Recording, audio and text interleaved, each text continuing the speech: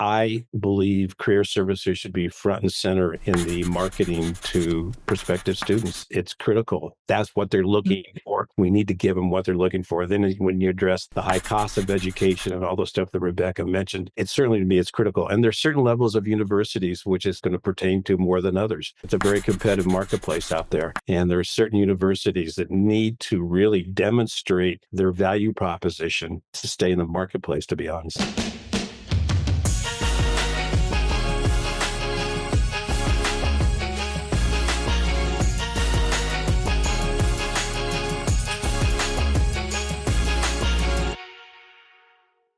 Welcome, everyone. My name's Ashley Safransky. I'm the VP of Marketing here at uConnect.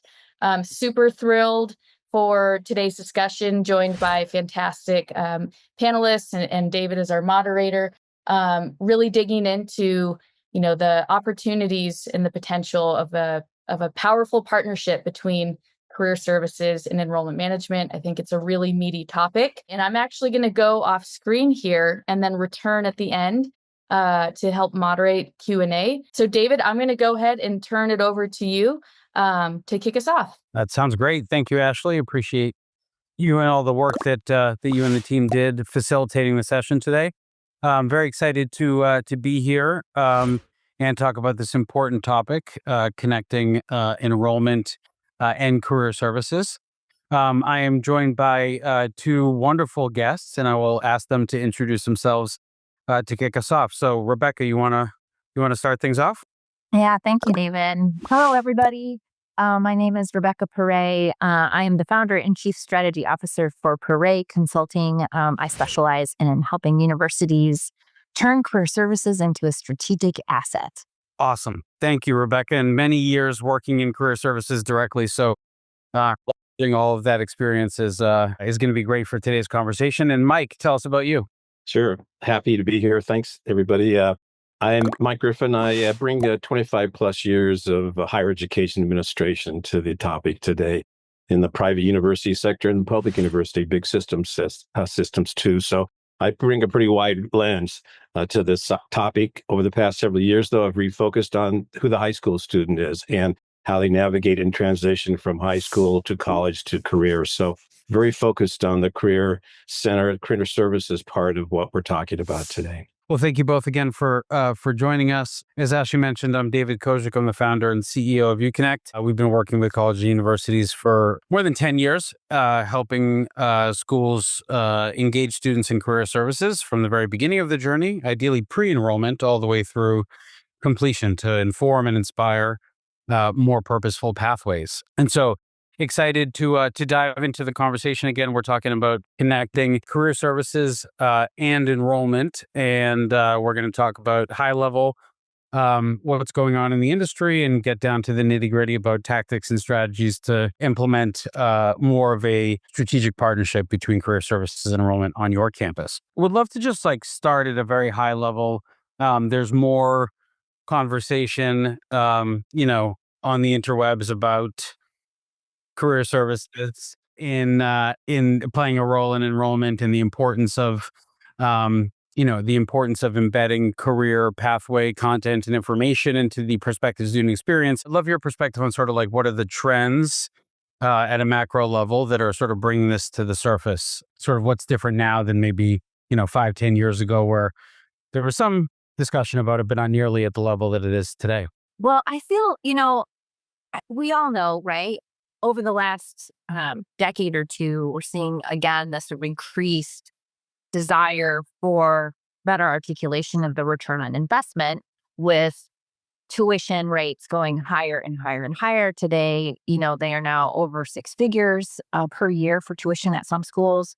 And I think what we're seeing are legislators hearing from families a real concern about high student loan rates, about if students are going to invest this kind of money in higher education, what's going to happen after they graduate? What kind of guarantees do we have that students are going to be employed and have a salary that will enable them to support their life and pay back their loans? And as a result of this tension, right, high tuition, high student loan rates, we're starting to see this increased pressure on universities to show what happens after college, right? So increased accountability. So there's a number of things that are happening across the federal government, across state governments, where this pressure is just ramping up and ramping up and ramping up. It started, I would say, maybe 15, 20 years ago with states starting to add career outcomes as a metric for accountability.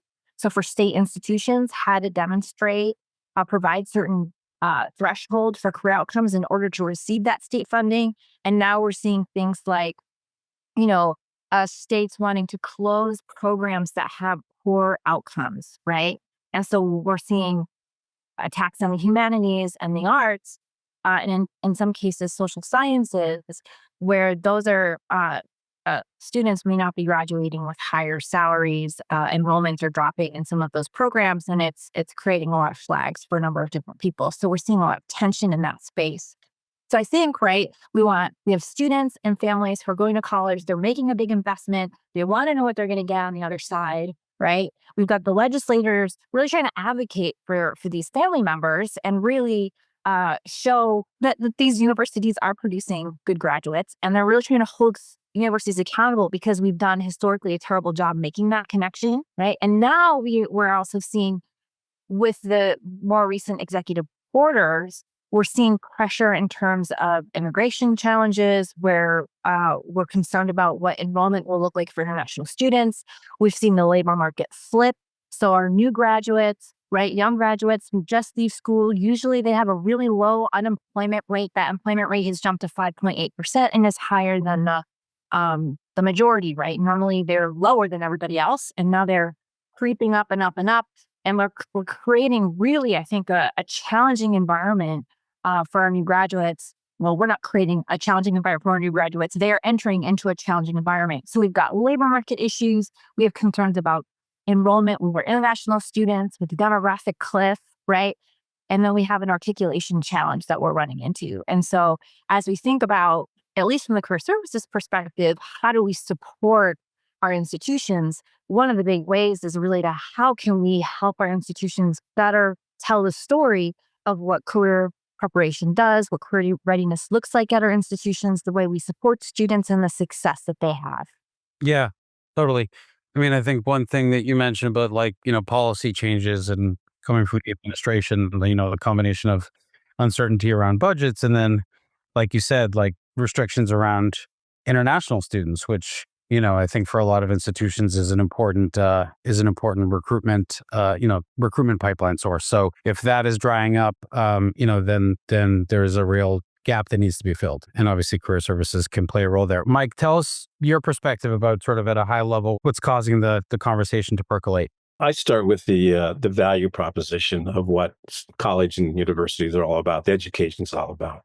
When I put my enrollment hat on, I really believe these days that the student or the career services or student center should be front and center in your recruiting effort. We know that families are looking at the value of education. And while we all got into this years ago with the idea of the importance of education, the focus in so many families these days is, and the student, is jobs, is careers, is the direction they want. And so when I start to look at the market, now the education, the enrollment cliff is certainly a deal. But I think more importantly is we need to understand who these students are, what they're looking for in their education these days. They're looking for a clear pathway from enrollment through their career to graduation. One of my favorite words is, this isn't brain surgery from the standpoint of what families and students, they want that value proposition that says, if I go to your institution, what is that pathway is going to lead me to? And what are the job and career opportunities going to be? And then giving, and Rebekah mentioned this too, the evolving job market is unbelievable these days. So many changes happening so quickly. So we're asking career services to join that enrollment process, that marketing process, that at the beginning, to really help explain the evolving job market, help assess what these students' interests, values, and needs are, what they want to do.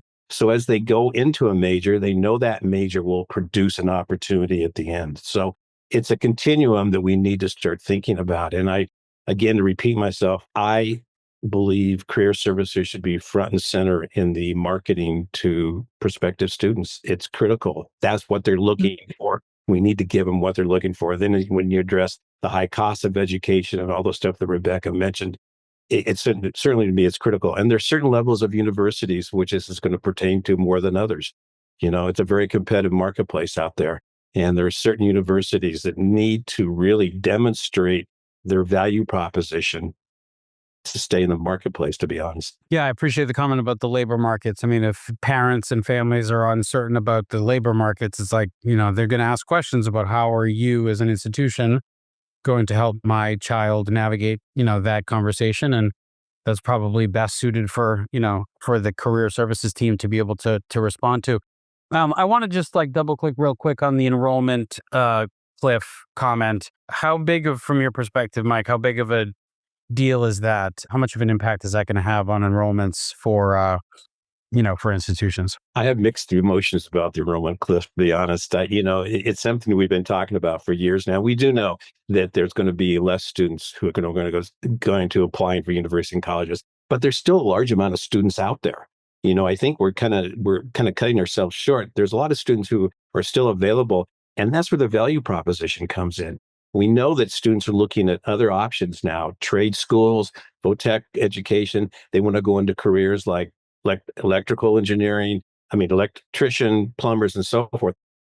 But they want that same career pathway in higher, if that makes sense. And so the enrollment cliff is viable. Let's be honest, the big dogs, the big schools, that enrollment cliff isn't going to be as much of a concern. It's that medium range school, private and public, that really are going to need to pay attention to that value proposition. I'm going to keep saying that, the value proposition of helping students understand they have the majors that lead to jobs and careers at the end. I think everybody on the call probably has a pretty good sense of how career services, resources, and data fits into the equation. I'd love to ask both of you sort of what the value is to the other party. So maybe, Mike, if you could share a little bit about, what career services brings to the table. If I'm an enrollment leader, how are they going to help me achieve my goals, perform, and be successful? First thing that comes to mind is they can be a real competitive differential for me by really having a strong career service. We have to remember too, and I keep wanting to focus on who these students are coming in. In high schools these days, there are some career assessment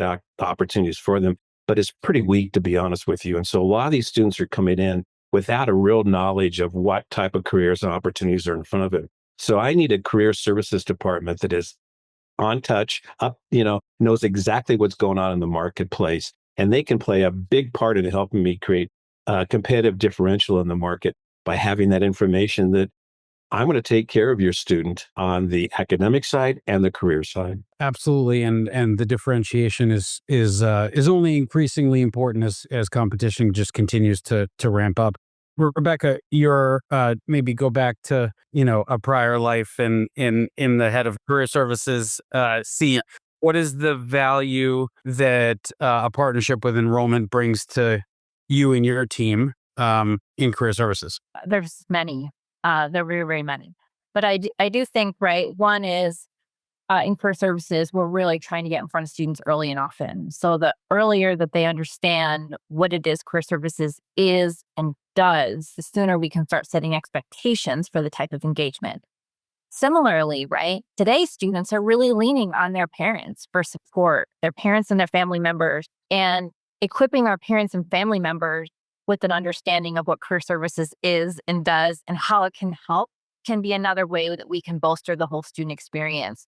So on one side, right, it's really a way to tout and showcase to our most important stakeholder, our students, right, how it is that we can support and benefit them and work to get them engaged right away, particularly if we don't require any kind of engagement, right? That's one piece. But I think we want to also think about it from our other stakeholders' perspectives, which is the enrollment process is many ways the front door to the institution, right? And so when we tell a better story about what it is that we do from the front end experience, right? How does that communication and support translate to all of these other stakeholders, right? Our employer students are coming to our schools, right? Our legislators are talking to families who are in the application process or have children or grandchildren going through this process, right?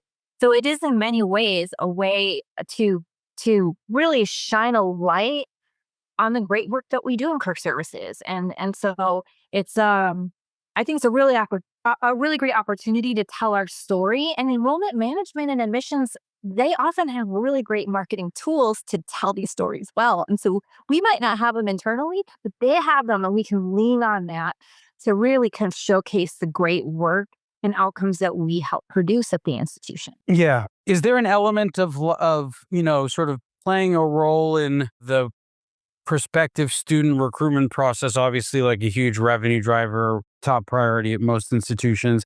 Is there an element of, career services playing a meaningful role in that process, sort of elevating, their position in the university, maybe expanding budget, expanding resources? How do you think about that connection? I'll go yes. I think it's critical. We need, from the enrollment perspective, I'll talk about career services needing more resources and tools to do their job. This is no longer just about resumes and interview techniques. This is about really helping students assess what their interests, their abilities are, and help them define what kind of career and jobs are available to them. I think that's the key here. We've put together a fairly complex system through enrollment all the way through college to grad. They need help navigating that whole landscape. So career services is a key component. Now, the only side we don't want to forget about is academic advising here too. That plays a key. So all those join together. That academic advising is critical with the career services, identical. So we have the students the right majors, they stay in, then you talked about revenues. This all pays back in the idea of retention. We want to keep these students in school. And when I throw my enrollment hat on, I throw my revenue hat on. And that means tuition revenues for these schools. And certainly those middle tier schools, it's important that those revenues are hit. Rebekah, anything to add there? No, I mean, I think Mike touched on all the main components that I would have touched on. I'd love to just sort of talk more about making the case for collaboration, and how career services should think about approaching the conversation if they're not already being pulled into the conversation.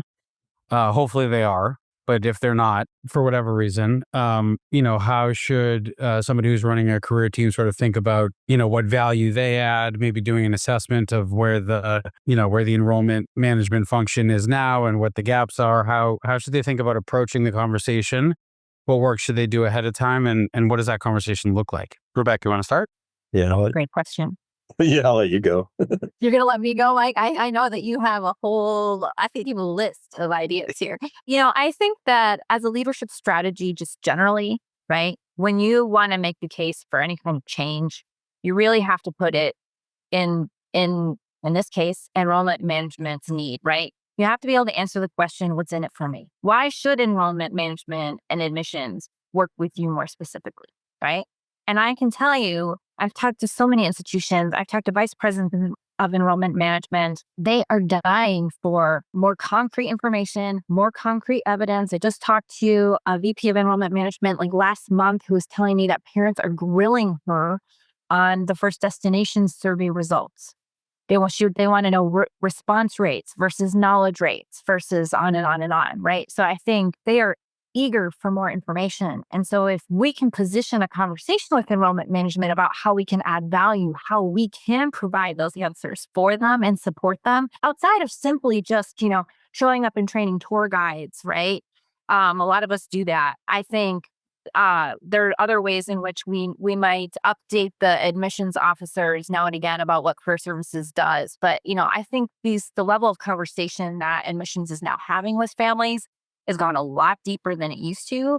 And so they're hungry for information. So if we can frame it that we can provide the stories, the data, right, that are going to really beef up the way in which they are able to talk to students and make the case to students, that's going to lead to them hitting those numbers that we were just talking about. So I think that that's something that's very important to be able to do. And I'm going to turn it over to Mike, because Mike, I know from the enrollment management side, you have even more specific ideas here. Just quickly, just to piggyback on that, Rebekah, I think the questions are going to come, right? And I think if you're in the position of the head of career services or on the career services team, you don't want to get a phone call at 2:00 on Tuesday saying you need to be somewhere on Wednesday and talk about career outcomes and not have aligned with the enrollment team, the marketing team, about how do we want to talk about our outcomes. These outcomes are matter of fact, right? Like, so this is what we have. These are the outcomes. How do we want to position it? What do we want to highlight? What do we want to,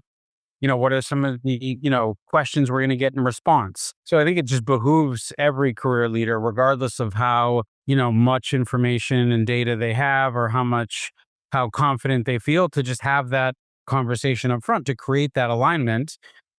Just so you're not caught off guard and sort of thrown into the fire without any coordination. Because the last thing you want is to sort of, share what the outcomes look like. And then somebody would say, hey, like, I wish you had said it this way or whatever. Well, On that front, right? It's not uncommon for us also to be entertaining prospective families and students, right? I took appointments with prospective students and families who happened to be on campus for a tour, who really wanted to dig into what career services is and does, what kind of data did we have, what kind of information could we share, major to career pathways, all of that. And so being in alignment with the missions around that kind of strategy, I think is critical. Yeah. And hey, like, enrollment, this is your show, right?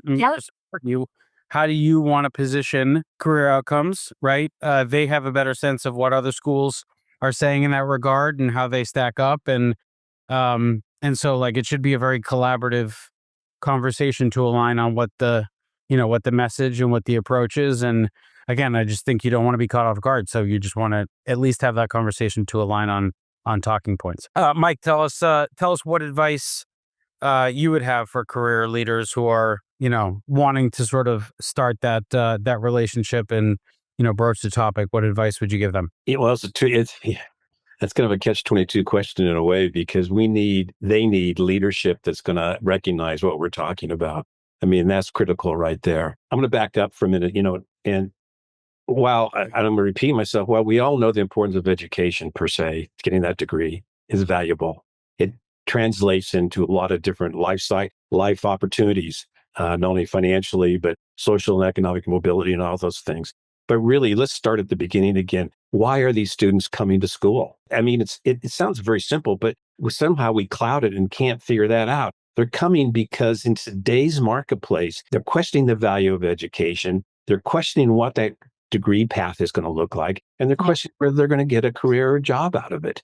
So if we can demonstrate that in a very concise, clear way to mom, dad, and student that that's going to be their opportunity, then we're ahead of the game. I will also say, I think that we're concerned about, and we addressed this early on, the rising cost of education and student loan debt and stuff like that. That is an issue. But also, maybe I'm a little crazy here, but I believe that if a family knows there's a clear path to an opportunity at the end of that 4 to 5 years in school, that debt they take on maybe has a little different meaning. So often the idea of college debt gets turned upside down. And really, we look at it very negatively, because how many stories do we hear about student 1 or 2 years in, drops out because they're not in the right major, they're not on the right career path, and suddenly they're in debt and they don't know how they're going to pay it off. Let's reverse that story by starting off at the beginning with clear, decisive ways to help student and parent understand that pathway to graduate. And that's where career services, and I'm going to say this career services has to step up, as does enrollment management have to step up and recognize that they need to work together. And I will throw academic advising in there too. We can't forget about them, but they have to work together. I mean, that's a really interesting point. Like, if you look at debt as this, like, sort of just having a negative connotation, right? This is this sort of like, big burden that we're going to take on. And hopefully we have the ability, or, the student themselves has the ability, to repay those loans. That just feels, that uncertainty just doesn't feel good. And I think leads to like indecision versus, hey, like, here are the career pathways that are interesting to me. Here's what the earning potential looks like. Here's how much the institution, how much 4 years of enrollment costs. Here's what the sort of like, annual expense would be. And then it's like, you have a sense of like, all right, what am I going to do? What is the plan to manage that? And then if you look at the alternative, right? Like, if I don't go to college and I don't have this debt, is the pathway going to be better? Probably not. Right. And so it becomes more of a calculated risk and a more calculated decision for the prospective student and their family. But they have to have that career information up front to be able to sort of think about it within that lens. That's a really good point. Like, It's like anytime we go into, when you buy that first home and you get that mortgage, you buy it on the Right. purpose that you're going to be able to pay it off, and you have a job and a path to pay it off. It's the same thing here, it's the same exact thing. Confidence in the ability to absorb that debt and pay it off. I just want to stick on the conversation about about sparking a relationship. Our friend Mary Willis here said that first destination outcomes are not indicative of alumni's long-term success. 5 and 10-year data is much more accurate. A lot of career offices don't have just budget to throw around to just all of a sudden go pick up 5 and 10-year data. Correct me if I'm wrong, but it feels like, you have that conversation, you initiate engagement with the enrollment team, you talk about what you have. And then if there's a conversation that ensues about, hey, maybe 5 and 10-year data is better to present because that will be more indicative of what our alumni see as long-term success, then maybe there's cost sharing there, right? Then if there's alignment, there's an opportunity to sort of bring in, either a vendor or a data source or engage institutional research to do some of that, work and fill the gap, right? But does that feel reasonable, Rebekah? Yeah, I mean, I think absolutely it is. And I also think about so my daughter just went through the college search experience just a couple of years ago. And I think about the types of things that really spoke to her, right? She wasn't looking at first destination survey outcomes data or even 5 and 10 years data and saying, that's for me, right? I think today's students are looking really for much more personalized, connected information. So I think certainly we can provide all this information to enrollment management, and they can help us think about what would be the bonus add. But I think the magic is in the storytelling, right? How can we, and what career services I think forget sometimes is we are the harbor of tons of stories. Who else? You've been working with a student for a couple of years maybe, and they write you that they got this fantastic job opportunity as a result of the work that you've done together, right? And their whole career experience, right? That's a story we can tell. And the more of those types of stories we can collect and help students imagine themselves in the future, right? Through these stories, those are the things that I think are incredibly resonant. Right. I was just looking, Campus Sonar did a report recently, kind of a pulse survey on prospective college students and the types of things that they're really interested in right now. One, we can guess, internships is always a hot topic, right? But the other one is skill, right? So with all of this resonant conversation right now about transferable skills and the need to gain skills, students are looking for information about what they will study will help them develop the skills that are going to make them employable. So when I think about what are some practical things we can bring to admissions and enrollment and enrollment management are the stories, right? But who are the top employers? What are employers saying about our students? How are the skills that we're developing landing on the other side of the career, of the college experience, right? And so how can we help people imagine all of these connections that are happening? How are alumni playing a role in developing networks and supporting students on those journeys, right? I feel like there's such a rich, incredible experience that career services touches. And the more that we can pull those stories out and highlight them, I think a better enrollment manager is going to be. Right? The better stories they're going to be able to tell, the more information they're going to be able to share that's tangible. I think that tangibility is important. Mike? Well, I jump on real quick on what Rebekah's saying. I totally agree. The 5-10-year data, I'm a data guy. That's part of my background. But at the same time, that doesn't really mean a lot, frankly, to a lot of parents and students at the early stages. I mean, how do you make any sense of it? So if you think about it more, we'll use the word kind of holistic, I guess. If you think about this, if the story is combined with that clear path that's already set up, that they can see what that path is through that major to get a job, that becomes a complete story to say, look, this graduate got this job, but they followed this path to get there.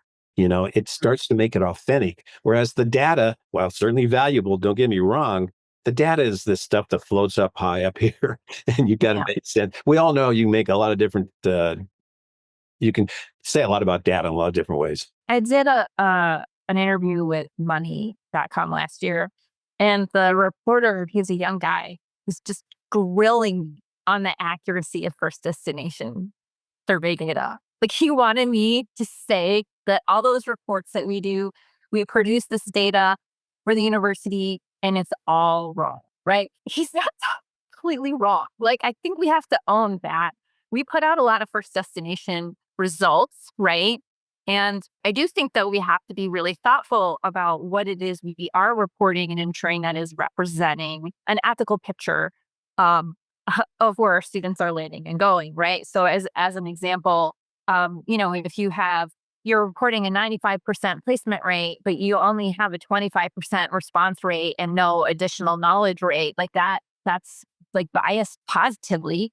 And you're telling a story that's not true. So I think we kind of have to weigh, right, what is the story that we're telling, making sure that that's an accurate story. But, in a case where you aren't able to get that data from your students and maybe don't have help from your institutions, right? There are ways that you can pull out stories from that data and tell those stories and pull out some themes that show the different kinds of success that your students are having. So I think, right, like, I think data is really tricky. I feel like people want to see tangible numbers. And at the same time, right, it's not personal enough for the very students who are making these ultimate decisions. I think that, the compelling part about the data, is that a lot of schools are collecting it, right? They're collecting the historical outcome data in a standardized way, and it's sometimes maybe a quick win. There's probably more of an opportunity to talk about the historical outcome data, not as, not in the sort of like context of like a guarantee, like 90% of our students have done this.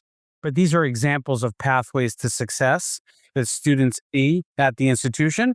You would talk about it as like just raw numbers. 100 students went into the product management field last year, or 200 first-gen students launched a career in finance, right? I think a lot of times we get bogged down in like the knowledge rates and things like that. And some students are going to respond to your survey, some students aren't.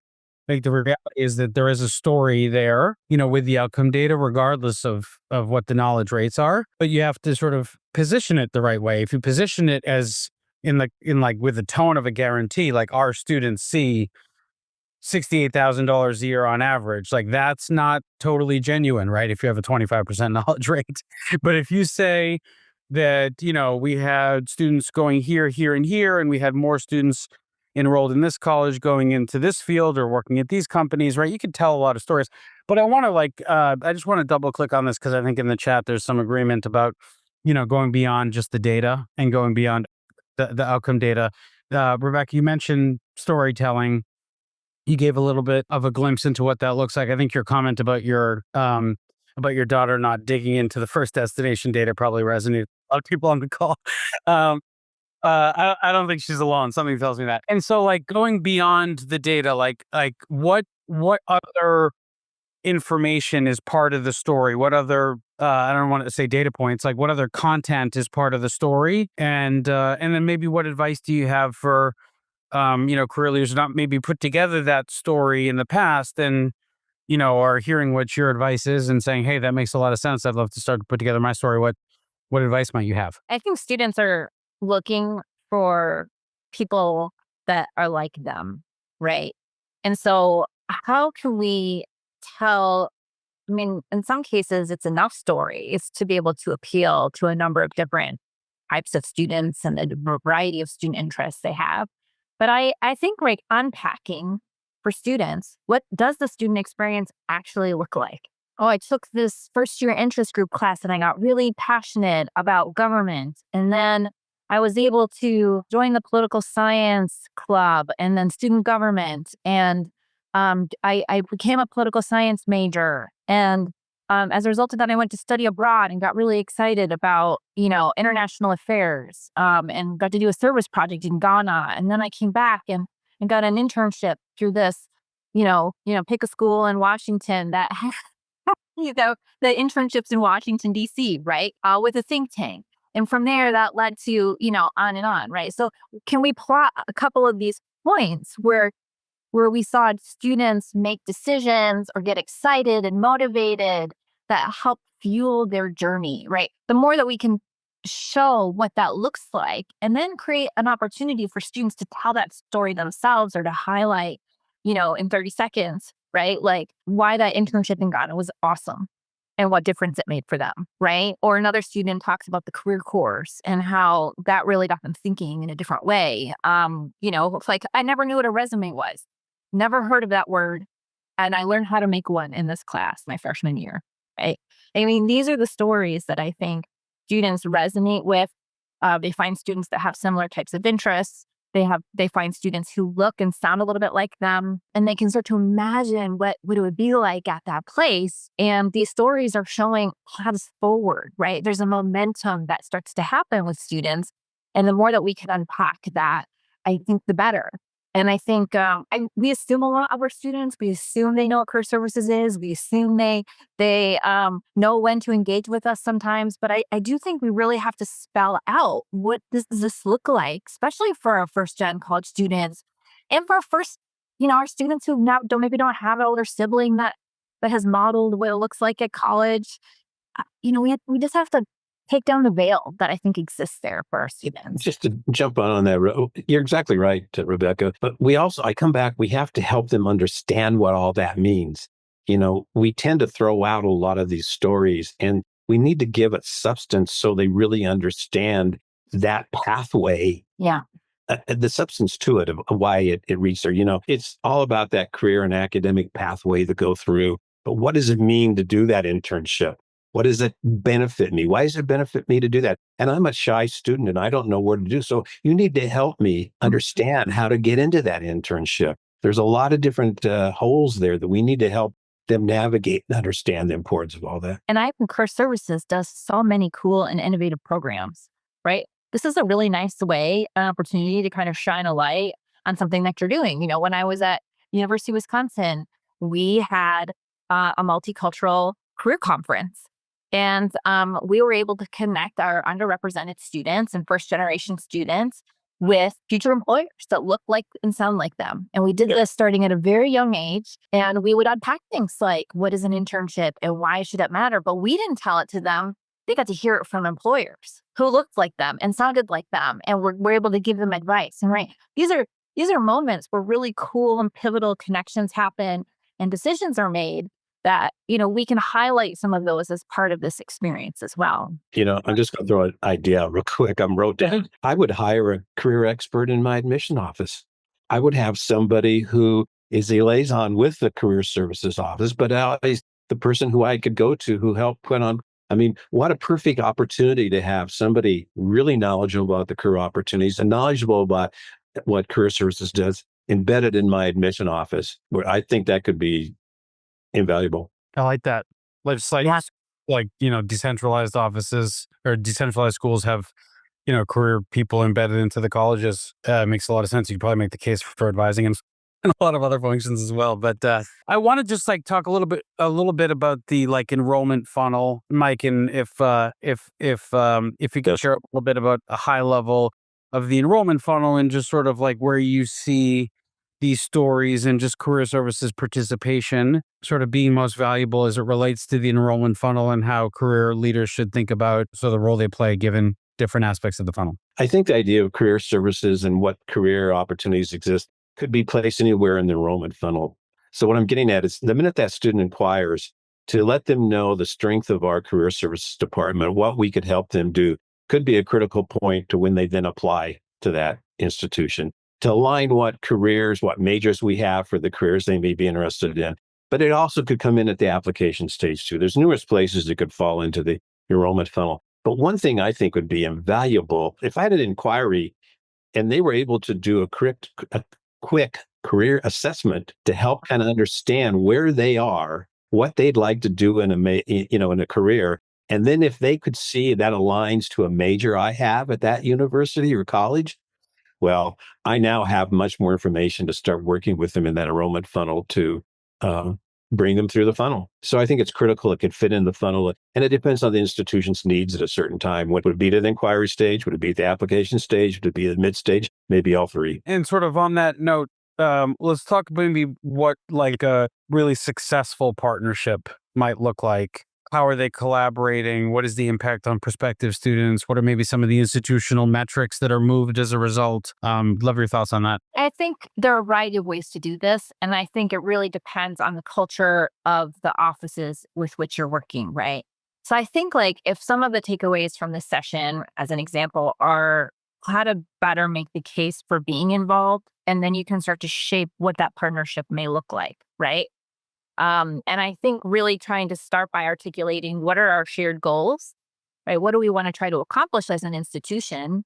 While we may be siloed offices, how can we be working together? Because increased enrollment, increased yield rates is essential for the entire operation, right? And if we can get students set off on a better start, right? A better sense of who they are and where they're trying to go, and the confidence that this is an institution that's going to bring them there, it is going to impact our retention rates, our persistence rates, our retention rates. We can tighten up that time to degree timeline, as well as improve graduation rates. All the major student metrics we have already, career services has a strong impact on that.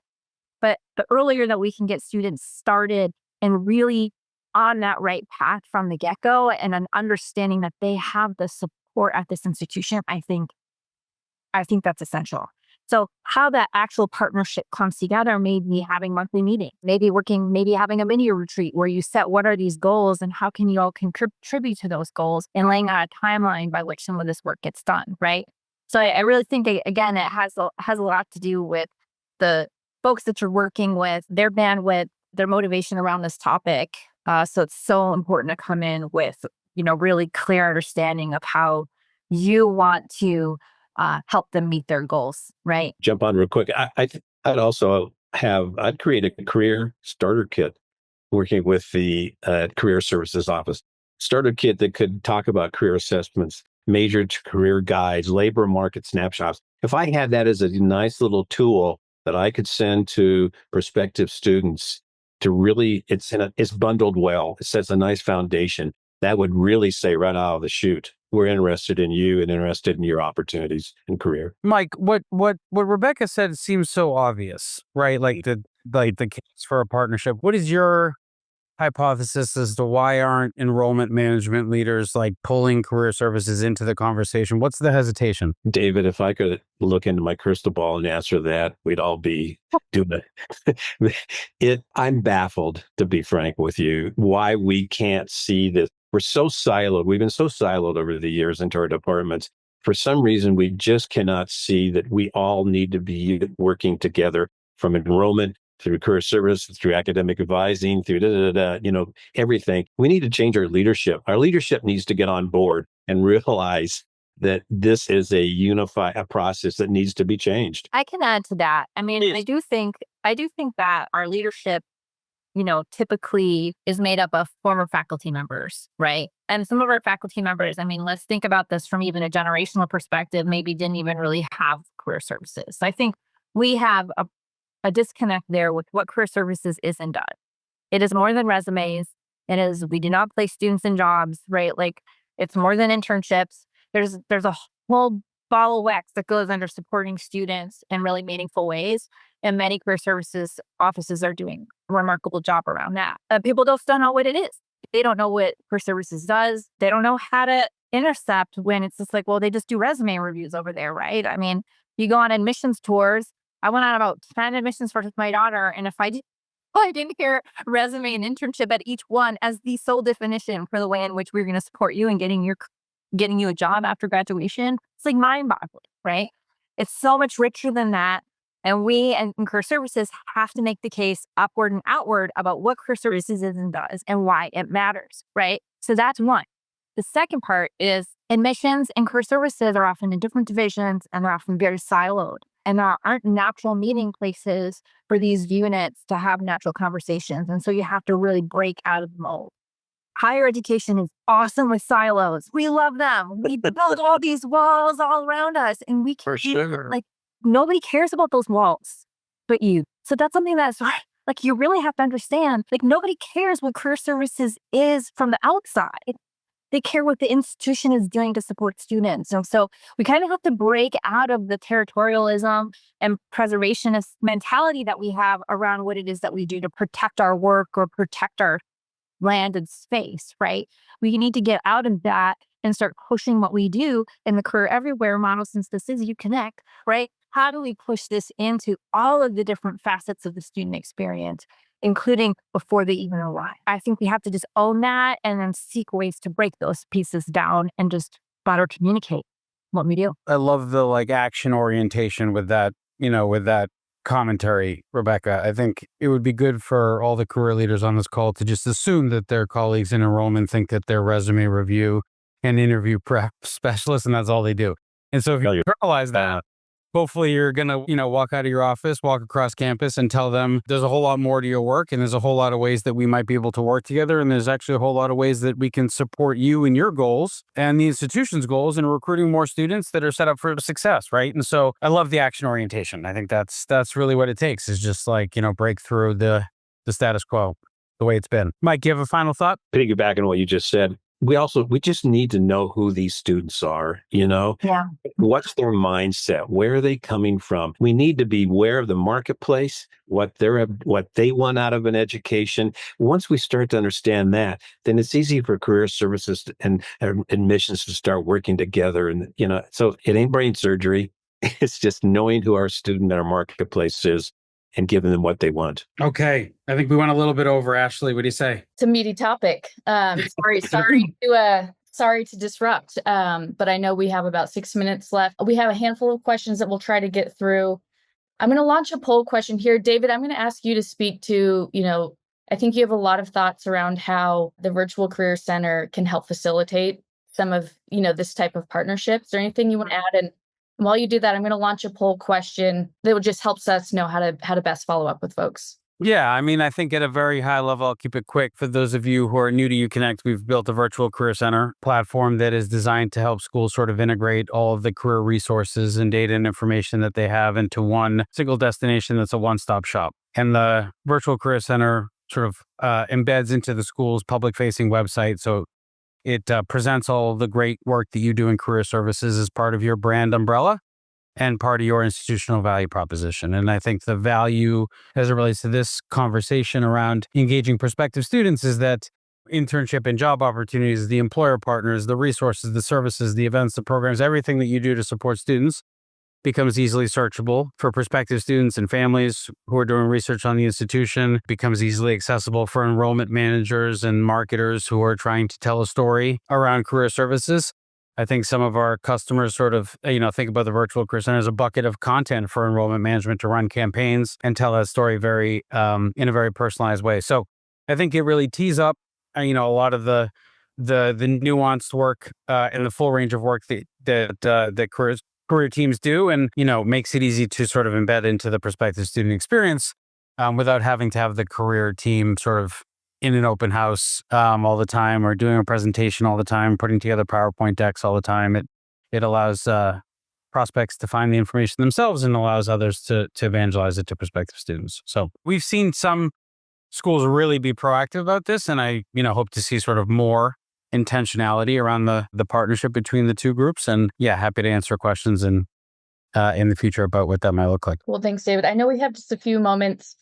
Try to, work through one or two questions. One of the first ones that I want to ask, I think, is top of mind for many. What are some strategies you recommend for institutions with limited career services resources, small teams, for example, to emphasize the importance to university leadership? I do this. I feel like I do this every day with schools because I think this is such a daunting topic. Logan, thank you for your question on this.